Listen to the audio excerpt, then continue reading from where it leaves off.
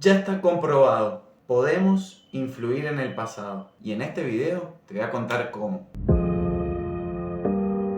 ¿Hay alguna parte de tu pasado que no te guste, que te genere malas sensaciones, malas emociones? ¿Te gustaría poder reescribir esa parte de tu pasado? ¿Sabías que está comprobado científicamente que eso es posible? En el año 2000, lo que hizo Leonard Leibovitz, un médico israelí, fue tomar 3.393 participantes que estaban aquejados de una enfermedad particular llamada sepsis. Y lo que hizo fue dividirlos en dos grupos. Uno que iba a ser objeto de oraciones y el otro no. Y luego tomó un grupo de voluntarios que se dedicaron a hacer oraciones para la curación de esos enfermos, pero para los del grupo objeto de oración, no para el otro. Es decir, le enviaron pensamientos y emociones elevadas de sanación a los participantes del grupo que eran el objeto de intercesión. Lo que descubrió Leonard de esto fueron tres aspectos fundamentales. Primero, que a los pacientes objeto de oración les duró mucho menos la fiebre. Segundo, los pacientes objeto de oración tuvieron una estancia mucho menor en el hospital. Y tercero, el número de muertes de los participantes objeto de oración fue mucho menor. Es decir, que a los pacientes que fueron objeto de oración tuvieron mejoras notables en el curso de su enfermedad. Pero acá hay algo muy loco al respecto que te tengo que comentar. Yo te dije recién que podemos influir en el pasado, que podemos transformarlo, modificarlo. Y lo más loco y lo más importante de este experimento es que los voluntarios creían que estaban rezando por los pacientes que estaban hospitalizados ese año. Pero no, en realidad estaban rezando por los pacientes que estuvieron hospitalizados en un periodo de 5 años antes. Es decir, lo que hizo Leonard fue enviarle oraciones, enviarle